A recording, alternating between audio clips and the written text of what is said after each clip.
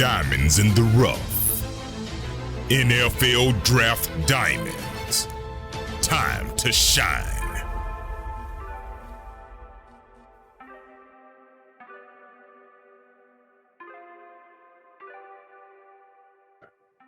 Hi, my name is Jimmy Williams with NFL Draft Diamonds, and we are presented by the Hula Bowl. Today, I have with me a player who actually participated in that event a couple seasons ago. His name is CJ Marable, formerly of Coastal Carolina. Nice to talk to you, buddy. Yep, appreciate it for having me. Yeah, so obviously, part of really a magical run for Coastal Carolina. You guys really shining in that 2020 season. And then, of course, found your way through the Hula Bowl. And then eventually now you're actually with the Birmingham Stallions in the USFL. But I kind of want you to take us back to the early years. Talk to us just a little bit about, a little bit of your background. Okay. Like I say, my name is CJ Marable. I'm from Atlanta, Georgia. I went to Towers High School. Out of high school, I was being heavily committed by Arkansas State. I signed to Arkansas State on signing day, but some things happened. Some things popped up where they were saying something about my ACT and my GPA, but I couldn't go to Arkansas State, so they ended up blue shirting me though. But then around by December, which blue shirt mean where I stay home and I wait till the next following season to come in. So I was working at Popeyes and I was working at Little Caesars. And but around by December, they started just not contacting me no more. They just start fading away. So I asked them to release me from my NLI. So they went on to release me from my NLI. Then I was going to go to JUCO, but I ended up going to a school in South Carolina called Clinton, South Carolina, called Presbyterian College. So I was spent there my freshman year. I did great things there. I did great, got 1,000 yards, a couple touchdowns, was able to transfer to Coastal Carolina. And and the rest is history. Yeah, just kind of taking back to like Presbyterian, I want to say there's some Presbyterian boys like doing some great things too. You keeping track of that stuff? Oh yeah, most definitely. I communicate with Rock Yassin. He with the Raiders right now. He played cornerback for the Raiders. So yeah, me and Rock, we most definitely in communication.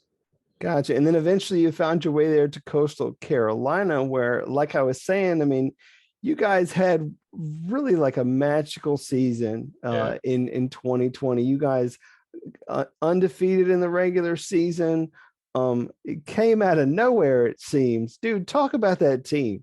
Man, that was amazing. That was an amazing experience, actually. Actually, that team, we knew that we was going to be that good our sophomore year. That's the same team that our sophomore year, we were just young and we just came up together our senior year, and we had a lot of leaders on that team, a lot of people to hold young guys accountable, and make sure that everybody just staying focused. So we already knew that we were going to be that good. That was just expected of us. That was just the standard that we held. And my favorite moment that season was playing against BYU, because actually I think we were supposed to, I don't know who we were supposed to play, but COVID happened. That the other team, the other opponent had caught COVID, had broke out in COVID. So we had to cancel, they canceled that game, and then we had to find a game, we had a little space in, and we got BYU in. And that was just a great experience. It was on College game day as well. After that, I had a great game, and then after the game, I got interviewed by Reggie Bush. So that was a great experience. So yeah, growing up, Reggie Bush, you play running back. Reggie Bush is your favorite fan, like your favorite football player. So I was a big fan of Reggie Bush. So yeah, that was a great experience. Heck yeah, man. I remember sitting down, playing some Madden, was Reggie Bush, put up some stupid stats like on the video game. So just awesome. Obviously his talent. You were mentioning obviously the pandemic really being a huge factor in that season 2020. I mean, a lot of question marks that season as to what in the world was going on. And then after you guys, had that season, couple of all-star events didn't happen. I got invited to the NFLPA and the East West Shrine, but I couldn't go there. So the Hula Bowl invited me, and I just went on to the Hula Bowl. Most of Gotcha. the guys that was invited to the NFLPA and East West Shrine was in the Hula Bowl because we couldn't go to those. So Right. good. Well, I mean, those things were mostly virtual, so it'd be Right, like exactly. meetings like this, but Exactly. thankfully, there were two all-star events that still happened that season. Obviously, the Reese Senior Bowl and then also the Hula Bowl. We Yep. wanted to get some guys out to Hawaii. Exactly. And so talk to me about you actually either getting that call or whenever someone had communicated with you saying, hey, why don't you come to Hawaii for the Hula Bowl? How did that work out? The director player personnel from the Hula Bowl, he just shot me a text and told me that I'm invited. And he said what I think. I said most definitely I'll be down there because I'm gonna just take advantage of that opportunity. And I never been to Hawaii. So I mean, why not just go down there in Hawaii just to compete and just showcase my skills out to scouts. So yeah, that was a great experience. Yeah, I mean, obviously 2020 season was a little weird. I mean, they couldn't do maybe perhaps what they're used to doing when they talk about like the cultural events and things of that sort, where there's a little bit of an of immersion that they share that with you. But for the most part, you go out to Hawaii. I know it's a business trip, but it's also like the land of paradise. So I mean, what did you do there that wasn't football related? Did you get a chance to, do anything fun? Yeah, so me and my guy Nate Hop play for the Raiders right now. Mm-hmm. So man, we rented a couple mopeds, motorcycles. So we were just riding around the island, going to the beach. That's about it. We were doing just going to the beach and renting the mopeds. Gotcha. So, dude, let's talk about the Hula Bowl. I mean, you went out there, did a fantastic job. Actually, ended up being named MVP, which is kind of cool. But talk about that week, man. I mean, you come in, you get your weigh-ins and all this other stuff. But what are some of the activities that you did, like with the Hula Bowl? Like you say, it was around COVID, so those activities were kind of restricted. Most definitely, but my favorite thing with the Hula Bowl was, practice and showcasing my skills out in front of the scouts. Like you said, it's a business trip. So once we get off, get onto the field, put a pass on, now it's time to work. Now you're in front of all millions of scouts, and now it's time to work. So yeah, that was my favorite moments down there at the Hula Bowl, just to showcase my skills out to the scouts. Gotcha. And then obviously with an event like that, you get a chance to I don't know, build some relationships with some people. I mean, you talked a little bit about, Nate Hobbs there, who's doing great things for the Raiders, but any other relationships that you were able to build during that time? I mean, whether with the coaching staff or any of the players? Caleb Huntley, he was the running back with the Falcons. I don't know how to pronounce his name, Makai Sagman. He with the he actually was the MVP as well on the other team, but he bouncing around with the around NFL teams, and building a relationship with Mark Sanchez. Mark Sanchez was our offensive coordinator, and Rex Ryan was our head coach. That was pretty cool. Gotcha. Always hearing some fun stories about Rex Ryan there, but that's a character. But nice to have him as your head coach, I'm sure. Obviously also doing some interviews, big portion of the whole all-star event. So talk about that for you, maybe how that went, or any experience or story from those things. If you had some weird question or something that someone gave you. Did I have any? I don't think I had any weird questions, but I know, after practice while we on our downtown off our feet, you might get a text when you in your hotel room. You'll get a text from a scout saying, meet me down in the lobby in 5 minutes. I want to interview with you. So I had maybe like 10 interviews that week. It was a real good experience. They just asked some questions about, about you, wanting to get to know about you and stuff like that. And also, because what I wanted to do off the field, I also want to get into scouting, direct the player personnel, and anything behind the scenes of football. So I will also ask them questions about that as well. So we built a lot. I still have good relationship with a couple of scouts there from Hawaii. Interesting. So all those interviews for you, I mean, it wasn't too nerve-wracking, was it? I mean, was it pretty It easy was, going? yeah, it was easy going. It wasn't too nerve-wracking. Of course, you're gonna be nerve-wracking because this is what you want to do since you were little, and now you seeing it come to play in real life. So of course, it's gonna be nerve-wracking. But once you figure out, okay, they're humans as well. So it was pretty cool experience. Well, I mean, it certainly is intense. I mean, like you're saying, I mean, this is something that you've been wanting to do your whole life. And then now you got a chance to sit down with scouts from some of your favorite teams that you've been watching ever since you were a little kid. And you're like, man, you're with this team. Oh my God. Like I remember watching you guys and like all the greats and stuff. And so sometimes I think some people like, I don't know, they're so awestruck about it. And it takes a little while for them to really, embrace it and all. But obviously after the Hula Bowl, well, actually, let's talk about the game, man, because you were the MVP. So talk about, I don't know, the game itself. I mean, if there was a play or something that you remember from that. Yeah, the play that I scored a touchdown on, it was inside zone. It was at the goal line.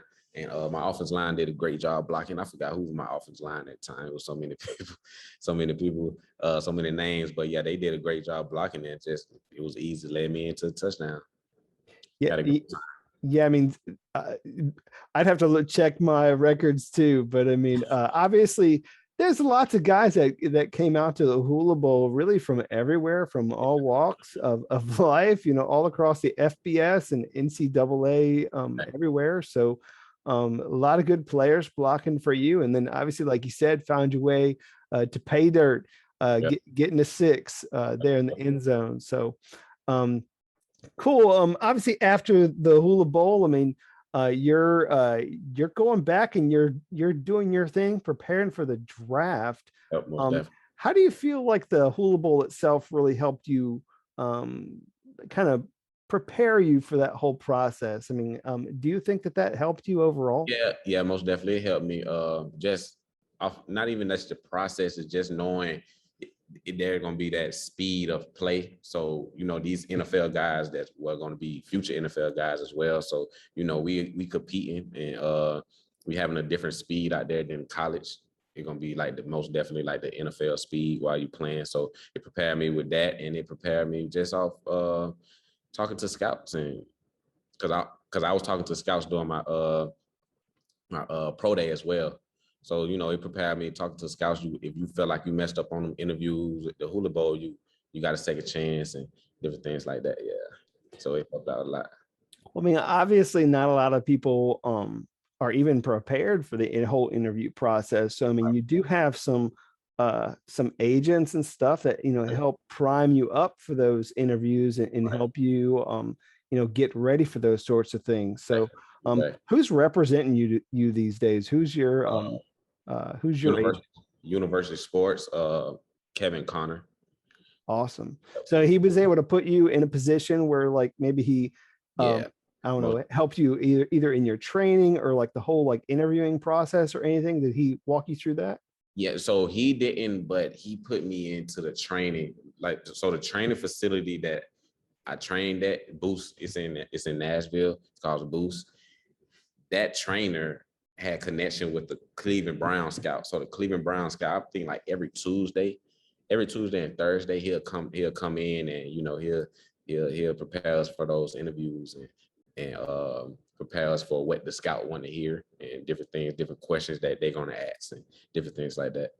Gotcha. And then of course, I mean, you went through that whole training process. Then you had draft day, which I'm pretty sure you were sitting with your family wondering why the hell ain't my name being called. So how did that feel for you, man? I mean, I know that's gotta hurt. It was devastating. Actually, to be honest, it was kind of embarrassing because we had like a little cookout going on. I had my family there and stuff like that, a little bit cookout, but it was kind of embarrassing because we sat right there the whole draft, and you know how confident I am. I'm feeling like I'm going to get drafted. I'm talking to so many teams, and actually I was talking to the Rams, and they were telling me they're gonna draft me. They told me that they have 3 draft picks in the 7th round, so you're gonna be one of them. So I'm thinking I'm going to the Rams.